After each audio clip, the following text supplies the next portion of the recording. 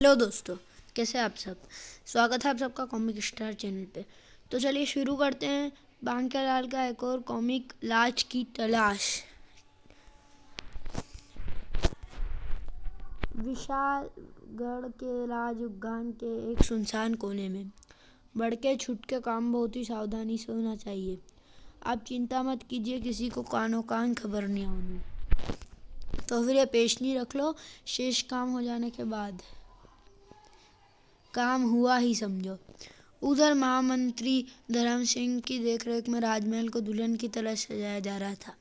शाबाश, मुख्य द्वार से पंडाल तक फूलों की दरी बिछा दो। इस सजावट का कारण था राजा विक्रम सिंह के पुत्र का नामकरण समारोह। पूरे नगर के अलावा आसपास के राज्यों के राजाओं को भी रात्रि भोज में आमंत्रित किया गया था, अतः तैयारी जोरों पर थी। 56 तरह के व्यंजन, वाह शरीफ चंद, आज तो दावत का मजा आएगा। महाराज स्वयं महारानी स्वर्णलता के कक्ष में नन्हे राजकुमार के साथ उपस्थित थे। रानी स्वर्णलता, देखना हमारा बेटा एक दिन हमारा नाम जरूर रोशन करेगा। हाँ जी, आप ठीक कहते हैं, ईश्वर करे हमारा बेटा एक दिन चांद की तरह गगन पर चमके। तभी महाराज की जय हो। कहो द्वारपाल, हमसे क्या काम है। महाराज, लालगढ़ गांव का कोई व्यक्ति आपसे मिलना चाहता है। लालगढ़? लेकिन इस समय मुझसे कैसे मिल सकते हैं। उसे आज हमारी दावत में शामिल होने का निमंत्रण दो, हम कल संध्या के समय उससे अवश्य भेंट करेंगे। क्षमा करें महाराज, उसकी हालत बहुत दयनीय है, शायद कल तक वह जीवित न बच सके। क्या? कहाँ है वह व्यक्ति? हम उससे उसी समय मिलना चाहते हैं। आइए महाराज। चिकित्सालय में राजवेग उसे होश में लाने की चेष्टा कर रहे हैं। फिर जैसे ही राजा विक्रम सिंह वहाँ पहुँचे, महाराज, ओ इसकी हालत तो वाकई खस्ता है। राजवैद्य जी, क्या हुआ है इसे? यह भूखमरी का शिकार है महाराज, गुर्दे बिल्कुल बेकार हो चुके हैं, बचने की कोई संभावना दिखाई नहीं पड़ती। क्या कहा? भूखमरी? क्या हमारे राज्य में कहीं भूखमरी? सभी लोग मर रहे हैं। महाराज की जय हो।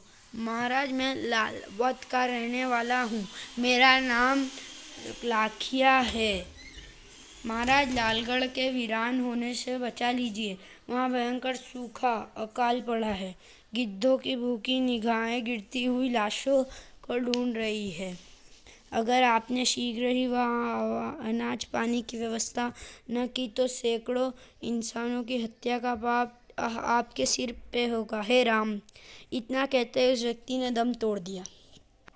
इस जानकारी के पश्चात राजा विक्रम अत्यंत गंभीर हो उठे और फिर बोले, आह, यह कैसी दुर्भाग्य है। हम यहाँ दावतों का प्रबंध कर रहे हैं और उधर लालगढ़ के निवासी भूखमरी का शिकार होकर दम तोड़ रहे हैं। महाराज, हमें लालगढ़ के निवासियों के लिए तुरंत ही भोजन पानी व धन की व्यवस्था करनी चाहिए। कुछ देर बाद महामंत्री धर्म सिंह के साथ 10 बैलगाड़ियों में खाने पीने का सामान व धन लाद दिया गया है महाराज। लेकिन इस एक समस्या है, इस सारे सामान को किसी देख रेख में भेजा जाए। मैं स्वयं चला जाता हूँ महाराज। नहीं महामंत्री जी, अगर आप चले जाएंगे तो फिर मेहमानों की उचित देखभाल कौन करेगा, और सेनापति भी इस समय सीमा पर गश्त पर है। तभी महाराज विक्रम सिंह के विशेष सलाहकार हसमुख ने वहाँ प्रवेश किया और कहा, महाराज, आप हमारे बांकेलाल जी को क्यों भूल रहे हैं। इस कार्य के लिए बांकेलाल से सर्वश्रेष्ठ व्यक्ति दूसरा कोई हो ही नहीं सकता। बांकेलाल? बांकेलाल जी? वाह हसमुख, तुमने तो हमारी समस्या चुटकी बजाते हल कर दी। गुस्ताखी माफ महाराज, बंदा इसी बात की तो तनख्वाह पाता है। महामंत्री जी, आप फौरन बांकेलाल को हमारे पास भेजिए। उधर बांकेलाल उस समय बदन को कोस रति बनाने में लगा हुआ था। हे लाल लंगोटी वाले, अगर तेरी कृपा का भंडार इसी तरह खुला रहा तो मैं जल्दी ही इस लायक बन जाऊंगा कि मशहूर गामा पहलवान को भी चुनौती दे सकूं। जय बजरंगबली।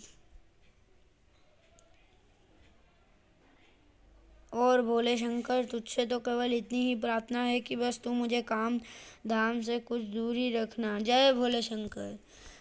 और तभी संकट की घड़ी आन पड़ी। अरे महामंत्री धर्म सिंह जी, आप आइए आइए। खुसुर तो कहीं का, मुसीबत गले डालने तो नहीं आया। बांकेलाल जी, आपको तुरंत महाराज ने याद किया है। महाराज ने? ओ, आप चलिए, मैं अभी वहाँ पहुँचता हूँ। जी, लेकिन कार्य बेहद महत्वपूर्ण है, आप शीघ्र अति शीघ्र राज दरबार पहुँच जाएं। महामंत्री के जाते ही बांकेलाल तैयार होकर राज दरबार की ओर चल पड़ा। उफ, समझ में नहीं आता कि ये सारे महत्वपूर्ण काम मेरे ही सिर क्यों मर दिए जाते हैं। न जाने आज कैसा कार्य होगा महाराज को मुझसे। ओह, मेरा वांकेलाल आ रहा है। राजा विक्रम सिंह के सामने पहुंचकर बांकेलाल ने उन्हें प्रणाम किया। प्रणाम का उत्तर देते हुए विक्रम सिंह बोले, बांकेलाल, तुम्हें इसी समय अनाज, जल, फल व धन से लदी 10 बैलगाड़ियां लेकर लालगढ़ जाना है और भूखमरी के शिकार लालगढ़ के निवासियों के लिए राहत शिविर स्थापित करना है। 10 सैनिक तुम्हारी मदद के लिए तुम्हारे साथ जाएंगे। 10 सैनिक? बुरे फंसे। महाराज का हुक्म टाला नहीं जा सकता। लेकिन अचानक कुछ सोचकर बांकेलाल कह उठा, महाराज, आपको तो पता ही है कि मैं अपना कार्य अकेला ही करता हूँ, इसलिए अगर आप लालगढ़ मुझे अकेले ही 10 बैलगाड़ियाँ लेकर जाने दे तो बड़ी कृपा होगी। हमें तुम पर नाज है बांकेलाल, तुम शीघ्र ही रवाना हो जाओ। जो आज्ञा महाराज। और फिर कुछ ही देर बाद मैंने सारी बैलगाड़ियों को एक दूसरे के पीछे बांध दिया है। अब जहाँ पहली बैलगाड़ी जाएगी वहीं बाकी की 9 भी जाएगी। वाह, ईश्वर तुम्हारी यात्रा सफल करे। इस प्रकार बांकेलाल लालगढ़ की ओर चल पड़ा। वाह, यह हुई ना कोई अक्लमंदी की बात। बड़े दिनों से महल में पड़ा ऊब रहा था।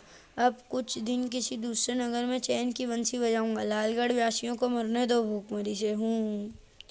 उधर लालगढ़ में चारों ओर भूखमरी फैली थी। हे भगवान, हम पर रहम कर, बरसा दे रिमझिम सावन की झड़ी, या फिर इसी पल हमें मौत दे दे। भूख प्यास अब और बर्दाश्त नहीं होती। पानी, आह, लगता है हम सब यूं ही तड़प तड़प कर मर जाएंगे। हौसला रखो भाइयों, लखिया हमारा संदेश विशालगढ़ तक अवश्य पहुंचा देगा और महाराज हमारी मदद के लिए कुछ उपाय अवश्य करेंगे। लेकिन कुछ दिन और यूं बीत गए। अब तो लालगढ़ के निवासियों की हालत और भी खस्ता हो गई। उफ, लगता है लखिया हमारा संदेश महाराज तक नहीं पहुंचा पाया, अन्यथा महाराज हमारी मदद के लिए अन्न जल अवश्य भेजते। पानी, काश हम गांव छोड़कर ही कहीं चले गए होते। कैसी बात करती हो पार्वती, पुरखों की जमीन को क्या ऐसे ही छोड़ जाते हैं? हम यहीं पैदा हुए हैं, यहीं मरेंगे। जबकि लालगढ़ के निवासियों की मुसीबत से दूर बांकेलाल राग रंग में डूबा था। शीघ्र ही बांकेलाल ने सारी जमा पूंजी अपने ऐशो आराम में उड़ा डाली। फिर एक दिन, ओ, केवल कुछ ही स्वर्ण मुद्राएं बची है, अब मुझे महल लौट चलना चाहिए। 10 खाली बैलगाड़ियां एकत्रित कर वह वापिस महल लौट पड़ा। राह में क्यों न लालगढ़ भी होता चलूं, कोई कहानी गढ़कर वहाँ के लोगों को सुना दूंगा और इन बची कुची मुद्राओं में थोड़ा भोजन खरीद कर उन्हें सौंप दूंगा, वरना वे मेरी शिकायत करते विशालगढ़ भी तो पहुँच सकते हैं। ऐसा सोच उसने बैलगाड़ियों का रुख लालगढ़ की ओर कर दिया।